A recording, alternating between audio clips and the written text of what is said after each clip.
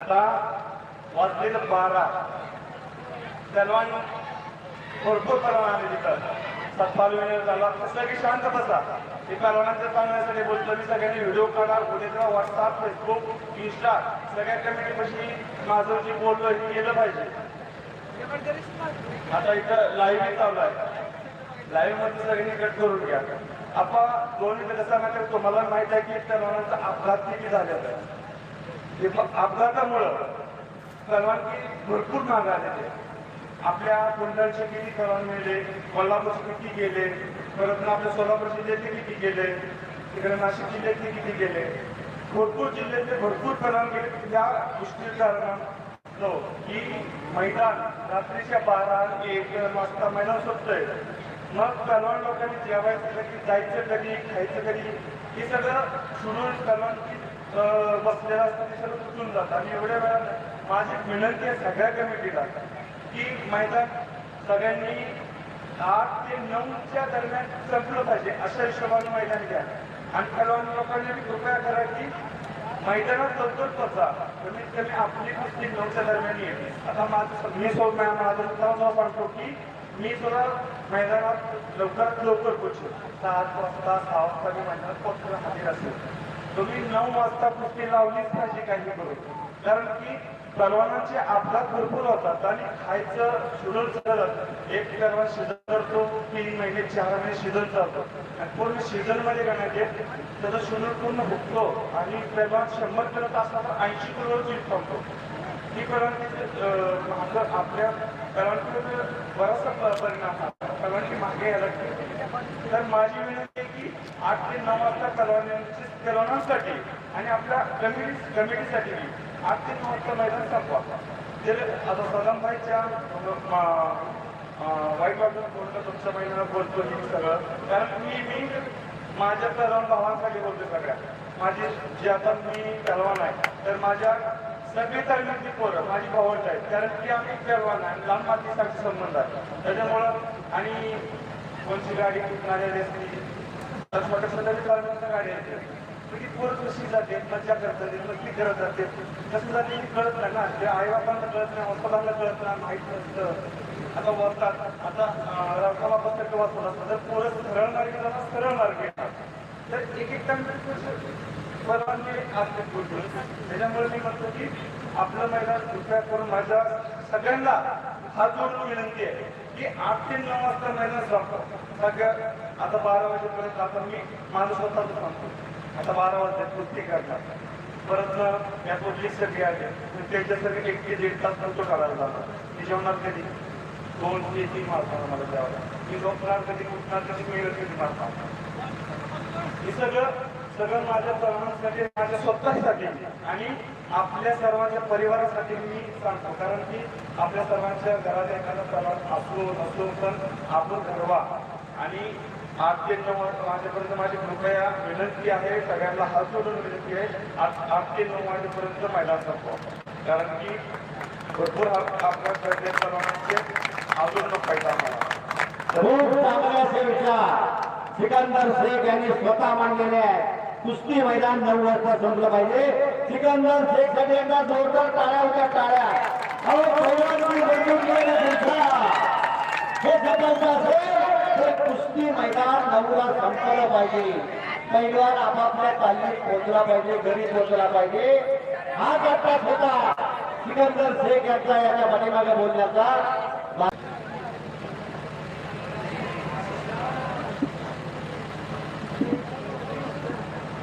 कुस्तीला प्रारंभ होतोय. महाराष्ट्र केसरी सिकंदर शेख याने भारताच्या कान्याकोपऱ्यामध्ये कुस्ती क्षेत्रामध्ये धुमाकूळ घातला आणि महाराष्ट्राला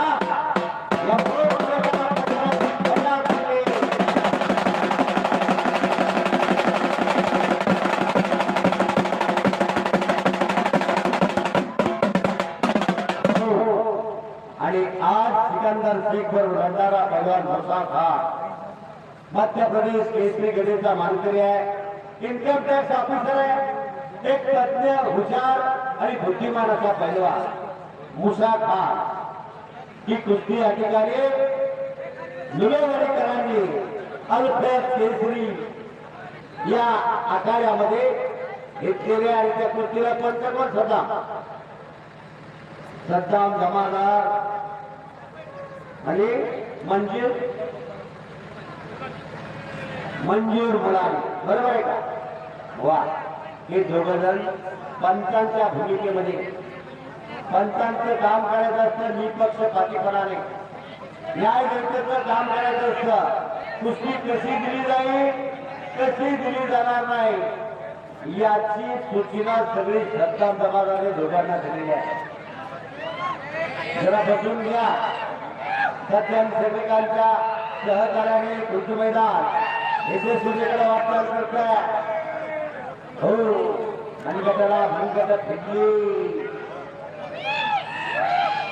सद्दाम कुस्ती निकाली होणार. वा, निकाली झाल्याशिवाय कुस्ती सोडवली जाणार नाही, यात्रा कमिटीकडून सूचना आलेल्या आहे. सिकंदर शेख दररोज वेगवेगळ्या मैदानाला महाराष्ट्रातल्या तर भारताच्या कान्याकोपऱ्यामधून पदकाची खैरात आणली, बक्षिसाची खैरात आणली त्या सिकंदर शेखनी. आणि आज त्याची कुस्ती आहे Madhya Pradesh Kesari Mushtaq Khan income tax officer यांच्या बरोबर 140 किलो वजनाचा पैलवान आज लढतो आपल्या जमेवाडीच्या कुस्ती मैदानाला. खड्याचे काटे सरकत गेले. 5 वाजता मैदान सुरू झालं होतं.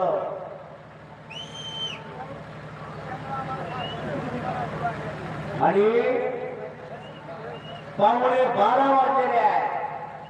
अखंड 6:30 पावणे 7 तास झालं कुस्ती मैदान चालू आहे. एकही मिनिट कुस्ती बंद नाही. एवढं मोठं मैदान आज दुमेवाडीच्या ग्रामीण भागामध्ये होता. खर तर एक कौतुक आहे यात्रा कमिटीचा. आणि सिंगल पटकावला सिकंदरने आणि ताबा घेतला. डोळे मिटू नका, डोळे मिटू नका. डोळे मिटले कुस्तीला मुक्ता. एक चाक हा हुकमीदा सिकंदरचा, पण वजनाला भारी असणारा हा मुश्ताक खान. दुबळा काय करतोय का? हो, मध्ये घ्या, कुस्ती फिरून मध्ये घ्या.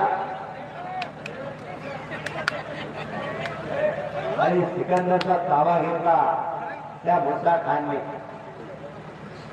छोटी तयारीचा पट्टीचा पैलवान आहे, वजनाला भार आहे. मध्य प्रदेश केसरी गडेचा मानकरी आहे.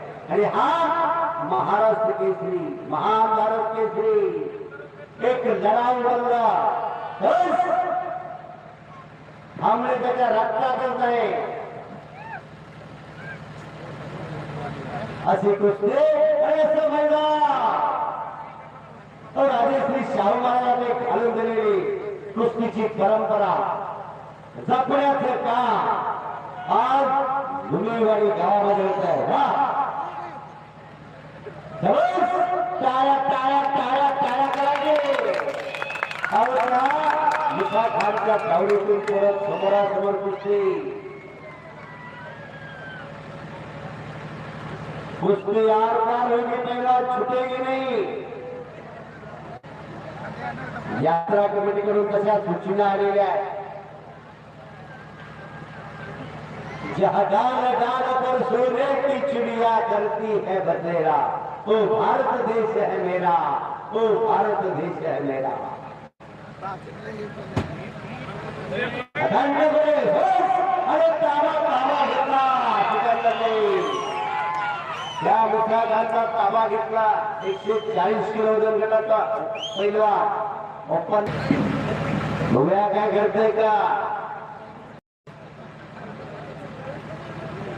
अखंडपणे चालत आलेली कुस्तीची परंपरा खऱ्या अर्थाने जोपासण्याचं काम दुमेवाडीमध्ये भरपूर पैलवान होता, मुसाबाईंनी सांगितलं होता.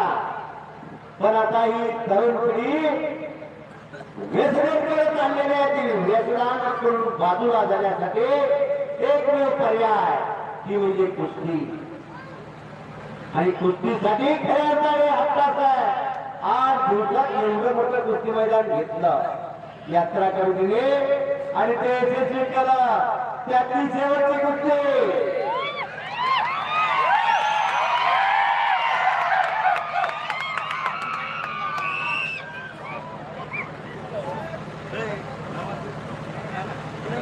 दोघाही अनुभव सुद्धा आहे.